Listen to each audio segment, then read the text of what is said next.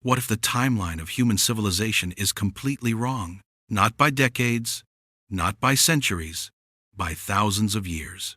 Objects have been discovered that shouldn't exist. Artifacts found in rock layers, dating back millions of years. Technologies crafted before humans supposedly had the knowledge. Ancient mechanisms that rival modern engineering. The official story says human civilization began around 6,000 years ago. Agriculture emerged. Writing developed.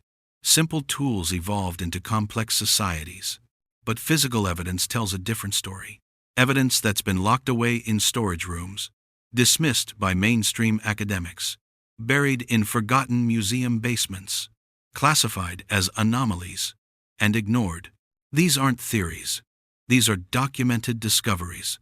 Physical objects that archaeologists pulled from the ground.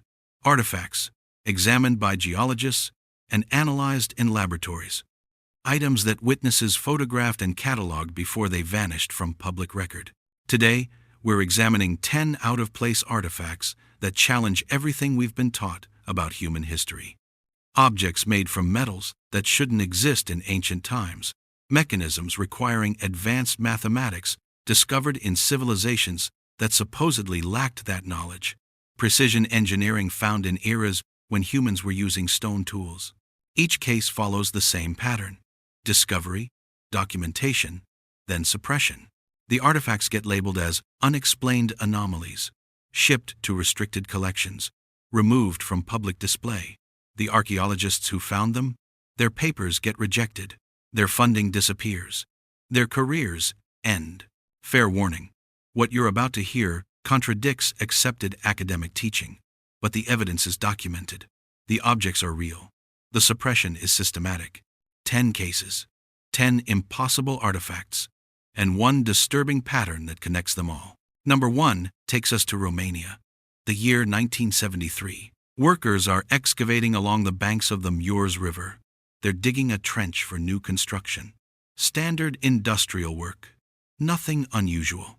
Then one of the shovels strikes something hard. They uncover 3 objects buried together. 2 are mastodon bones, ancient animal remains. Exactly what you'd expect in sediment layers that old. The 3rd object stops everyone cold. It's a wedge-shaped piece of metal, about 8 inches long, 4 inches wide, weighing roughly 2 pounds. The surface shows clear signs of mechanical processing, tool marks, machining grooves, manufactured edges. The workers notify authorities. Archaeologists arrive to examine the find. The object gets sent to a laboratory in Lausanne, Switzerland. Metallurgical analysis begins. The results defy explanation. The wedge is made of aluminum alloy, composed of 12 different metals. Aluminum makes up 90%, but it also contains copper, silicon, zinc, lead, tin, and other trace elements.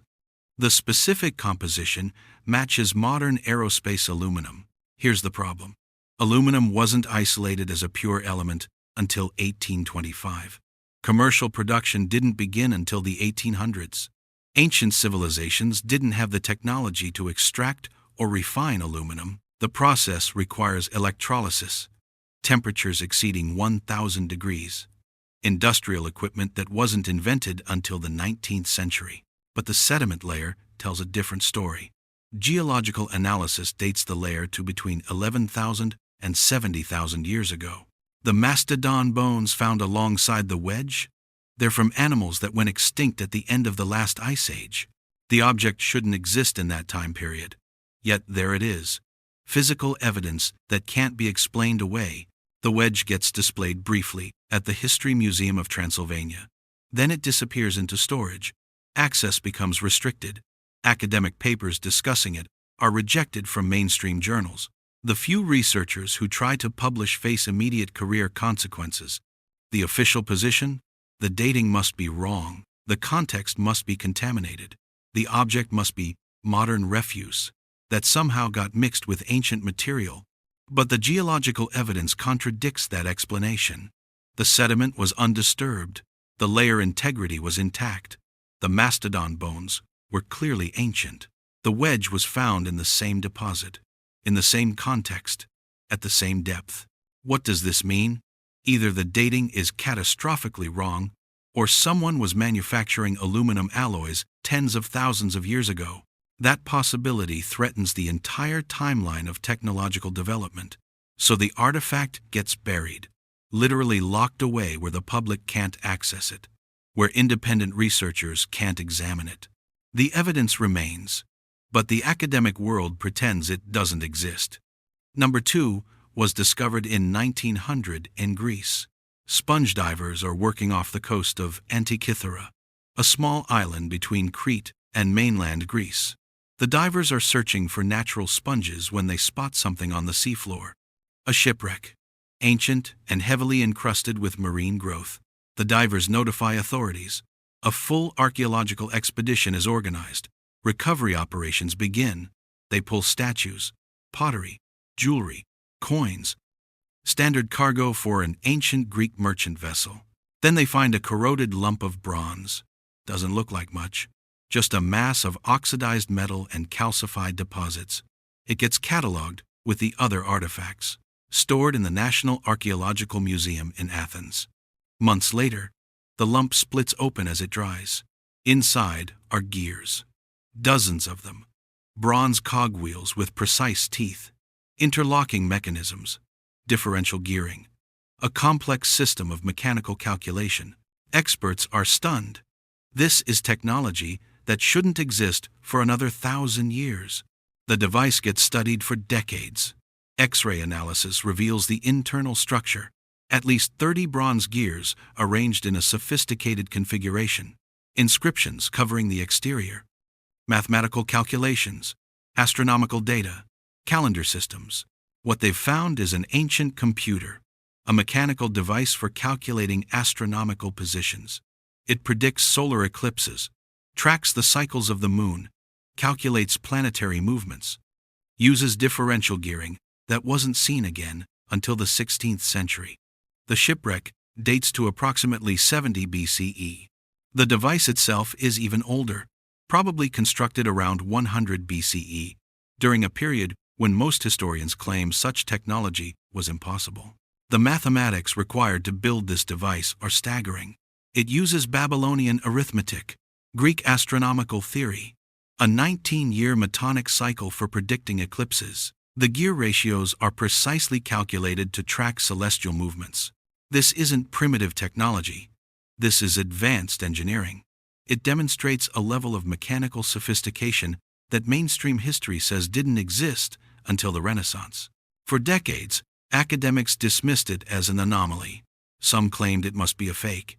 Others said it was a unique creation that had no impact on broader technological development. The standard explanation became, it was a one-time invention by an unknown genius that was lost and forgotten. But recent discoveries suggest otherwise. References in ancient texts describe similar devices. Cicero mentions a mechanism created by Archimedes that modeled the heavens. Ancient writers reference bronze spheres that showed the movements of celestial bodies. The Antikythera mechanism wasn't unique. It was part of a technological tradition that's been erased from historical record. Why was this technology lost? Why didn't it spread and advance? Why does mainstream history ignore evidence of ancient mechanical computing? Because accepting it means rewriting the entire narrative of technological progress. It means admitting that ancient civilizations possessed knowledge and capabilities we've only attributed to modern times. The mechanism sits in a museum now, a curiosity, an unexplained anomaly, but the implications remain buried. Number 3 comes from a coal mine in Oklahoma. The year is 1912. Workers are mining coal at the Wilburton mine. They're using standard extraction methods, breaking apart coal seams that formed millions of years ago. These deposits date to the Carboniferous period, roughly 300 million years before humans existed. One of the miners breaks open a large chunk of coal. Something falls out. A small metal object, iron, shaped like a pot or cup, with a handle. The miner keeps it, shows it to colleagues. Word spreads. Eventually, the object comes to the attention of researchers. They examine it carefully. The iron pot is clearly manufactured, not a natural formation. It shows signs of deliberate design. Smooth surfaces, uniform thickness, a poured spout, a handle that's been cast and attached. Metallurgical analysis confirms it's iron, not meteoric iron that could occur naturally, smelted iron, processed and shaped by someone. The problem is obvious. The coal surrounding this object formed 300 million years ago, during an era when the most advanced life forms on Earth were amphibians and early reptiles. Humans wouldn't evolve for another 299 million years. The discovery gets documented. Photographs are taken. Affidavits are signed by witnesses who saw it removed from the coal. The context is clear. The object was embedded inside the coal, not sitting on top of it, not mixed in later, enclosed within the solid coal deposit. Mainstream science offers the standard explanation. Modern object must have fallen into a crack or crevice, got mixed with coal during mining. Context is contaminated. But the miners who found it tell a different story. The coal chunk was solid. No cracks, no openings. The object was completely enclosed. When the coal broke, the iron pot fell out from the center. Geological contamination doesn't work as an explanation. Coal seams form through compression over millions of years. They don't develop hollow spaces where objects can fall in. Once formed, they're solid.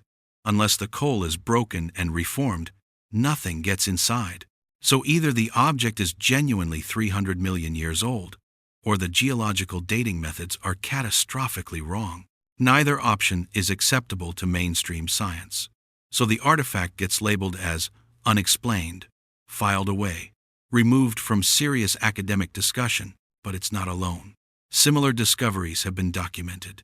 A gold chain found in coal in Illinois, a metallic cube discovered in Austrian coal, a carved stone pulled from a coal deposit in England, all dated to periods before humans existed. Each one follows the same pattern: initial documentation, witness testimony, then dismissal. The evidence is ignored because it doesn't fit the accepted timeline. The iron pot still exists, preserved by the family of the miner who found it. Physical proof that something is very wrong with our understanding of history. But mainstream archaeology refuses to address it. The question remains: who made this object? And how did it end up encased in coal 300 million years old? Number 4 takes us to London, the British Museum. The year 1936. Workers are cataloging artifacts in storage. They come across a peculiar object, a crystal lens, perfectly shaped, ground and polished to optical precision, found at the ancient Assyrian palace of Nimrud in modern-day Iraq. The lens was discovered by Sir John Layard during excavations from 1845 to 1851. It had been sitting in museum storage for nearly a century, uncatalogued, unexamined, just another artifact in a massive collection. When experts finally study it, they're astonished. The lens is made from rock crystal, ground into a precise oval shape. One side is flat, the other is curved with exact optical properties. The surface is polished to near perfection. It focuses light with 3 times magnification. This is advanced optical technology. It requires understanding of mathematics, knowledge of light refraction, precision grinding techniques, quality control during manufacturing. The lens dates to approximately 700 BCE, created by the Assyrian civilization, a culture that mainstream history says had no concept of optics, no knowledge of lenses, no magnification technology. Archaeologists are baffled. The official position becomes, it must be decorative, perhaps a piece of jewelry, maybe an ornament, surely not a functional optical device.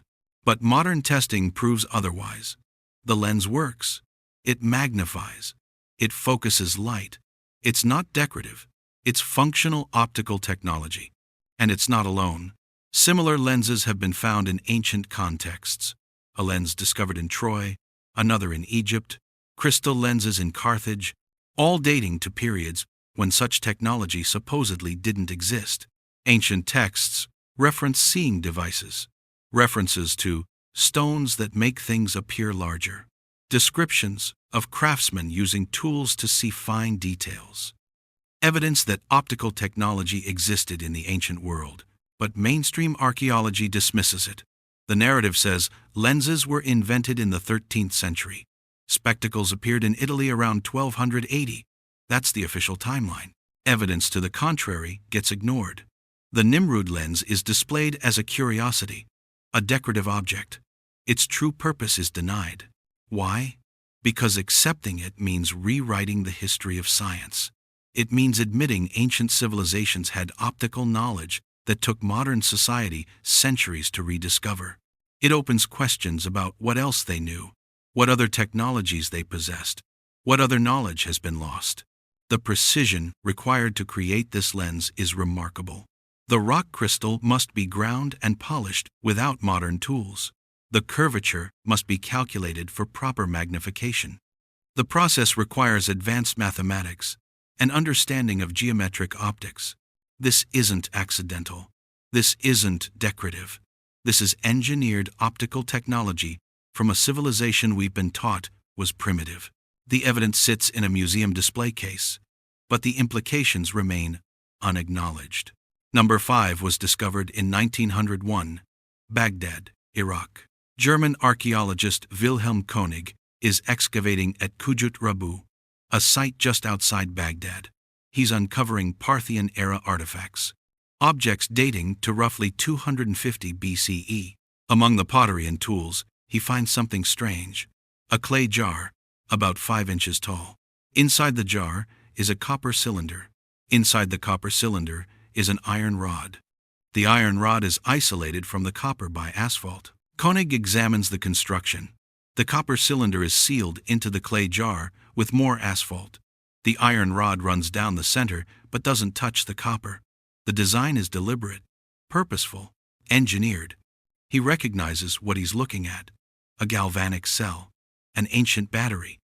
The design is nearly identical to a modern wet cell battery. 2 different metals, an electrolyte solution, isolation to prevent short circuits, all the components needed to generate electrical current. Testing proves it works. Fill the jar with an acidic solution like vinegar or wine. The copper and iron create a chemical reaction. Voltage is produced. Approximately 1.1 volts, enough to electroplate objects with gold or silver. This is electrical technology, created 2,000 years before Alessandro Volta invented the first modern battery in 1800. Multiple examples are found, not just one jar, dozens of similar devices, all showing the same construction, all designed to generate electrical current. The artifacts are documented, photographed, cataloged, sent to museums around the world. Some end up in the National Museum of Iraq, others in German collections. Mainstream archaeology struggles to explain them. The official position wavers between denial and dismissal. Some claim they're not batteries at all, just storage containers. Others admit the design, but claim the electrical properties are accidental. But the engineering is too precise for accident. The components are deliberately arranged. The insulation is carefully applied. The construction follows principles that wouldn't be codified until modern electrical theory. Why would ancient Parthians need batteries? Evidence suggests electroplating. Ancient gold-plated objects have been discovered showing characteristics of electrical plating rather than mechanical gilding. Microscopic analysis reveals uniform molecular bonding consistent with electrochemical deposition. This means ancient craftsmen understood electricity. They harnessed chemical reactions to generate current. They used that current for practical applications. That knowledge was lost, completely forgotten, not rediscovered until 2 millennia later. How much other technology was lost? What other capabilities did ancient civilizations possess? The Baghdad batteries exist. They're real. They work. But mainstream history refuses to address the implications, because accepting them means admitting that technological progress isn't linear, that ancient peoples had knowledge we've only recently relearned, that our assumptions about primitive civilizations are wrong. The jars sit in museum storage, physical evidence of impossible technology, but the academic world maintains its silence. Number 6 comes from the Himalayan mountains, Nepal. The year is 1972. Climbers are trekking through high-altitude passes, remote regions where few humans venture. They discover something embedded in rock at 14,000 feet elevation, a human handprint, fossilized in stone. The climbers document it, photograph it, report it to authorities. Geologists arrive to examine the find. The handprint shows clear anatomical detail: 5 fingers, precise proportions, skin ridge patterns. It's pressed into what was once soft sediment, now hardened into solid rock. Dating of the rock formation produces a staggering result. The stone is between 200 million and 600 million years old. Formed during the Cambrian to Triassic periods, humans didn't exist. Not even close. The most advanced life forms were fish and early amphibians. Primates wouldn't evolve for another 150 million years. Modern humans wouldn't appear for another 599 million years. Yet there's a human handprint in stone that predates humanity by hundreds of millions of years. Mainstream science dismisses it immediately. Must be a natural formation, erosion patterns, water damage, coincidental shapes in rock. But geological analysis tells a different story. The handprint shows anatomical accuracy that natural processes can't create. The proportions match human hand structure. The finger positions suggest someone pressing their palm against soft mud. This isn't the only example. Similar discoveries have been documented worldwide. A handprint in Utah, found in Triassic sandstone, dated to 200 million years ago. Footprints in the Paluxy River, Texas, discovered alongside dinosaur tracks in Cretaceous limestone. A shoe print in Nevada, pressed into Triassic shale, complete with stitching detail, dated to between 213 and 248 million years old. Each discovery follows the same pattern: initial documentation, geological confirmation, then academic dismissal. The evidence can't be fake. Fossils don't form overnight. These impressions were made in soft sediment, buried and compressed over millions of years, turned to stone through natural geological processes. Either the dating is catastrophically wrong, or humans existed hundreds of millions of years ago. Both possibilities shatter accepted scientific understanding. So the evidence gets labeled as anomalies, filed away, removed from textbooks. But the fossils remain. Physical proof preserved in stone, evidence that the timeline of human history might be completely false. Who left these prints? When did they really live? What happened to their civilization? These questions threaten fundamental assumptions about evolution, about geology, about the age and development of human species. So mainstream science ignores them. The handprints exist in remote locations, documented but dismissed. Evidence that doesn't fit gets buried. The pattern repeats: discovery, documentation, suppression. Number 7 takes us to Peru. The Ica stones, discovered throughout the 20th century. Farmers and locals find thousands of carved stones. Andesite, a hard volcanic rock, extremely difficult to carve. The stones range from pebble-sized to massive boulders weighing hundreds of pounds. The carvings show impossible scenes: humans riding dinosaurs, advanced surgical procedures, telescopes and astronomical instruments, flying machines, continental maps showing lands that weren't discovered until modern times. Dr. Javier Cabrera begins collecting them in the 1960s. He amasses a collection of over 15,000 stones, documents each one, catalogs the carvings, studies the patterns. The stones depict detailed knowledge: surgical procedures showing organ transplants, heart surgery, brain operations, medical techniques not developed until the 20th century, astronomical maps, star charts, celestial mechanics, knowledge that requires advanced mathematics and observation tools, dinosaurs, identified species, detailed anatomical drawings, humans interacting with creatures that supposedly went extinct 65 million years before humans evolved. Mainstream archaeology immediately declares them hoaxes. Modern carvings, tourist trinkets, fakes created to sell to collectors. But analysis raises questions: the oxidation in the carved grooves, the patina formation, the depth of weathering, all suggest significant age. The andesite stone is incredibly hard. Carving it requires diamond-tipped tools, modern equipment. Yet some stones show tool marks inconsistent with metal implements, suggesting a different carving method entirely. The sheer number is staggering. Over 15,000 documented stones, some weighing hundreds of pounds. The time and effort required to create this many elaborate fakes would be enormous. For what purpose? Most were found by farmers and locals who had no commercial interest. Dr. Cabrera spent decades studying them. He identified patterns, systematic knowledge encoded across multiple stones, like pages in a library, information preserved in stone. The depictions of dinosaurs are particularly troubling. The stones show species-specific details, anatomical features that paleontology only discovered in recent decades. Skin textures, postures, characteristics unknown when the stones were supposedly carved. How would modern forgers know details that science hadn't yet discovered?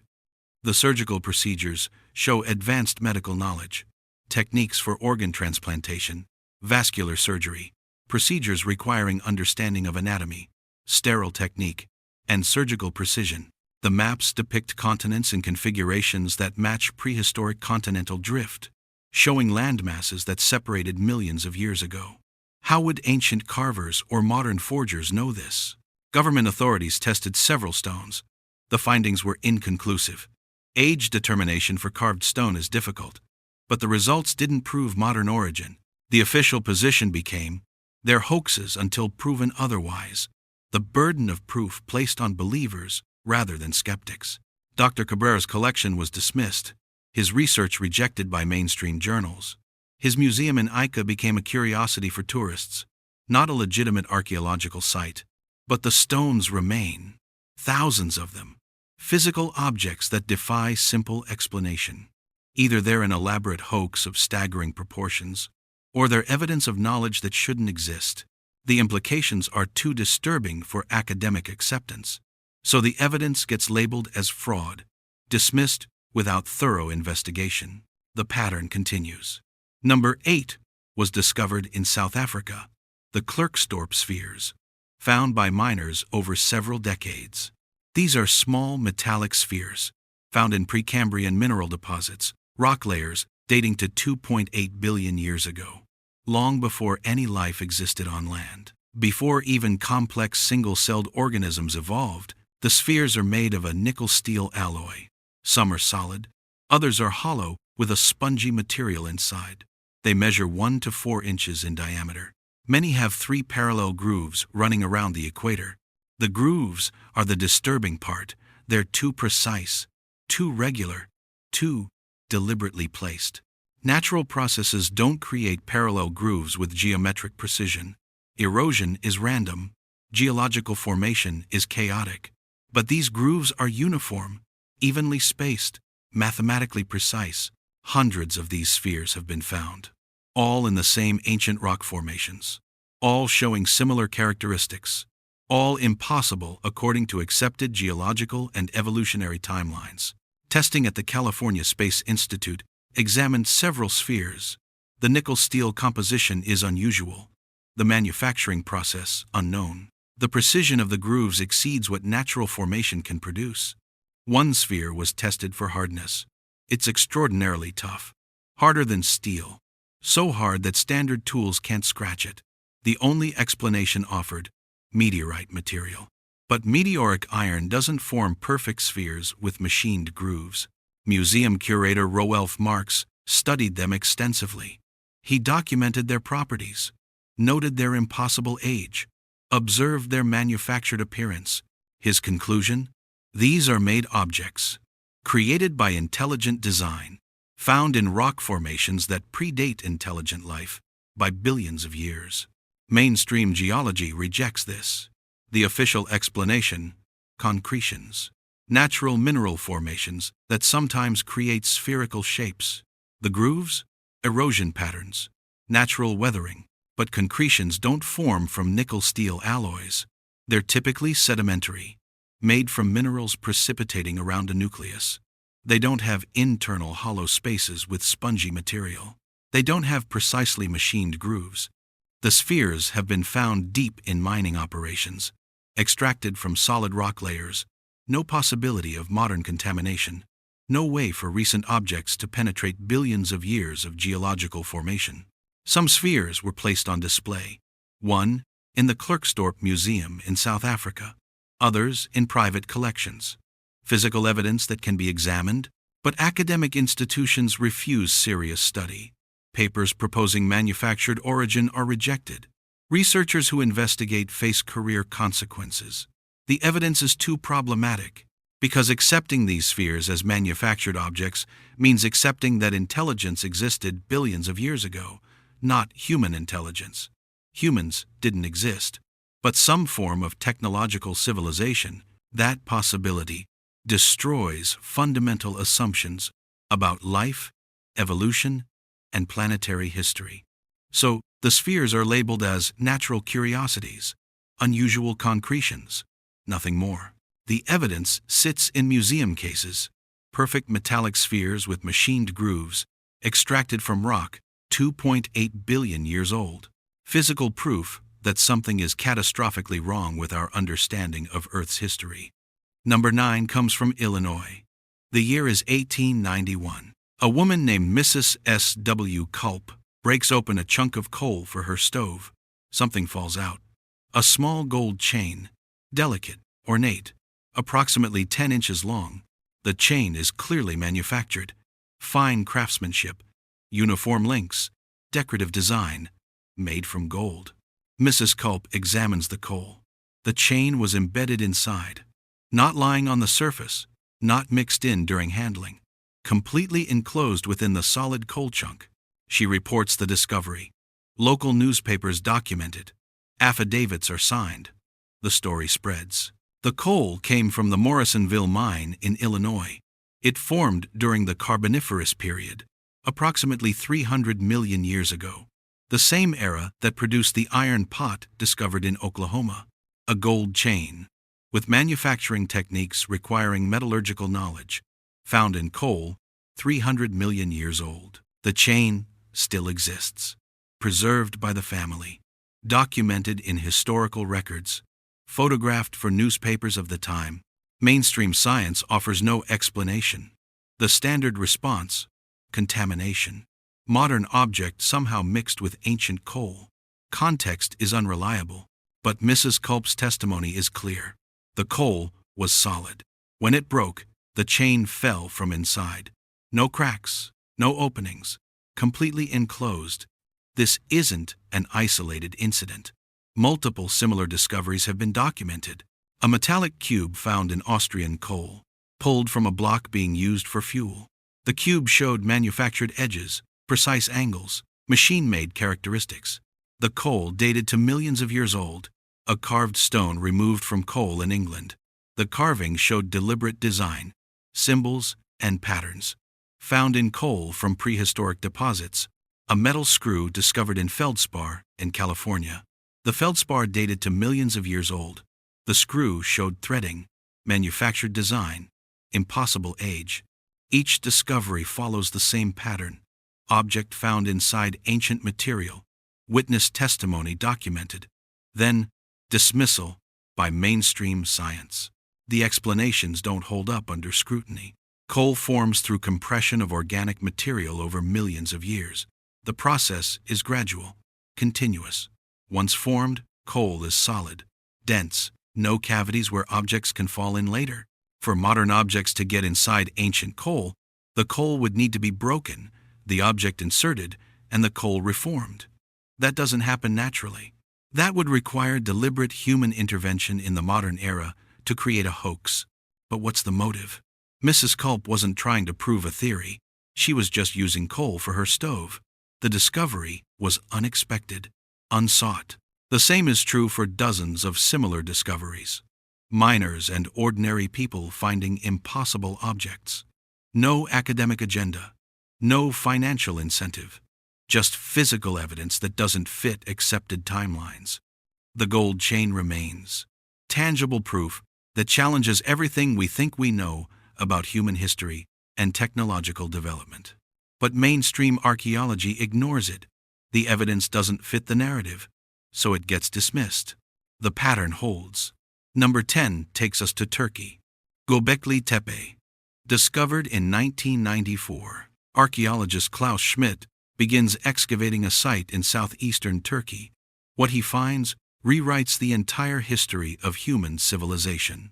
Massive stone pillars, arranged in circles, each pillar weighing up to 20 tons, carved with intricate designs, depicting animals, symbols, and abstract patterns. The craftsmanship is extraordinary.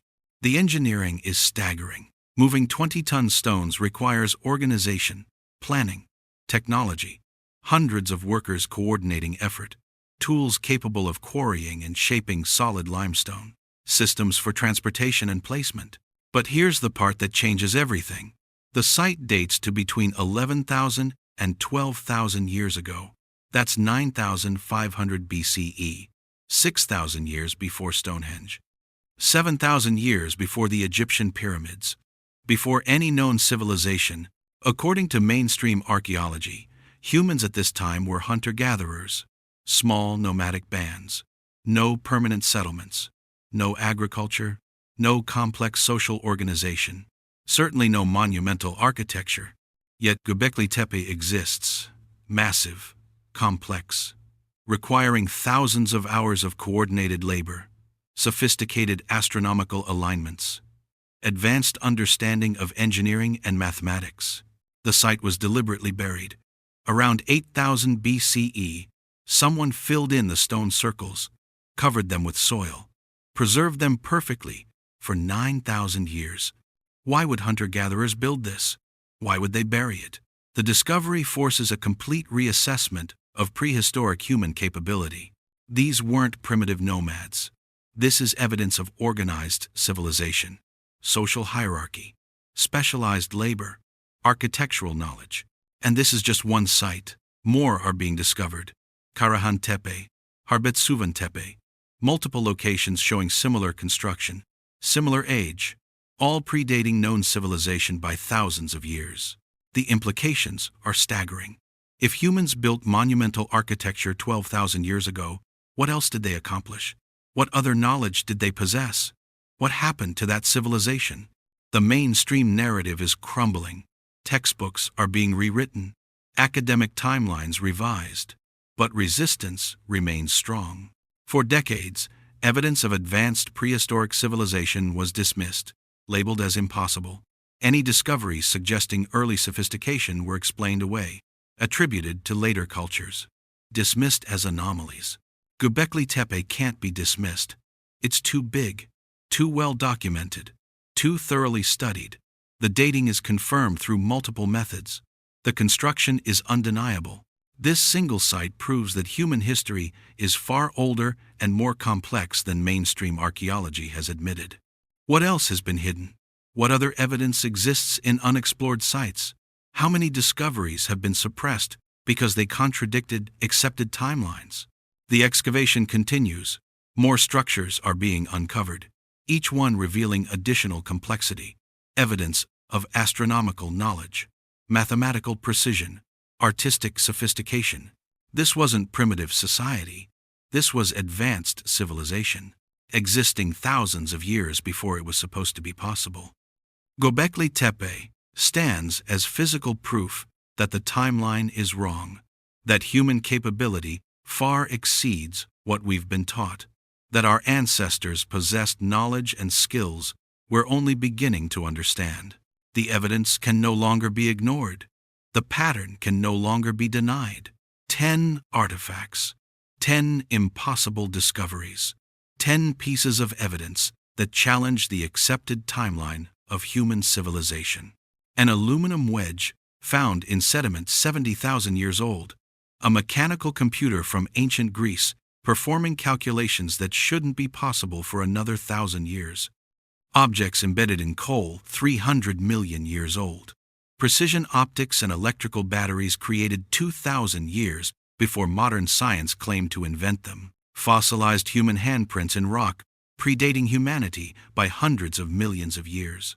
Carved stones depicting knowledge that ancient civilizations shouldn't possess. metallic spheres with machined grooves found in rock formations 2.8 billion years old, and monumental architecture built by supposed hunter-gatherers 12,000 years ago. The pattern is undeniable. Evidence exists, physical objects that can be examined, tested, and documented. But mainstream academia refuses to address the implications. When discoveries challenge established narratives, they disappear, locked in storage, removed from public display, dismissed as anomalies or hoaxes. Researchers who investigate face rejection, funding vanishes, careers end. This isn't science. This is suppression. Real science examines evidence, questions assumptions, revises theories when faced with contradictory data. But institutional archaeology protects its narrative. Evidence that doesn't fit gets ignored. Why? Because accepting these artifacts means admitting the timeline is wrong. It means acknowledging that human history extends far beyond 6,000 years. That ancient civilizations possessed sophisticated technology. That knowledge has been lost and rediscovered multiple times throughout history. It means rewriting textbooks, revising careers built on outdated assumptions, admitting that accepted authority was wrong. The evidence has been presented. The artifacts exist. The documentation is available.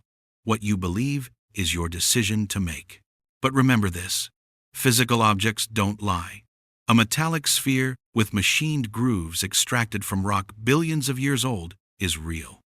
A mechanical computer calculating astronomical positions in ancient Greece is real. A gold chain found inside coal 300 million years old is real. These aren't theories. These are physical artifacts. They exist regardless of academic acceptance. The question isn't whether these discoveries happened. The evidence proves they did. The question is, what else is being hidden? What other artifacts are locked away in museum storage? What other evidence has been dismissed because it contradicts accepted history? The truth emerges despite suppression. Göbekli Tepe stood buried for 9,000 years, but it was uncovered. Its evidence undeniable. Other sites are being discovered. More artifacts are being found. The narrative is crumbling. The timeline is shifting. Slowly, against resistance, but inevitably, because evidence prevails. Physical proof can't be argued away forever. The artifacts remain, waiting to tell their story. Stay curious. Question accepted narratives. Examine evidence for yourself. The truth is always worth finding. Human history is far stranger, far older, and far more advanced than we've been taught. The evidence speaks for itself.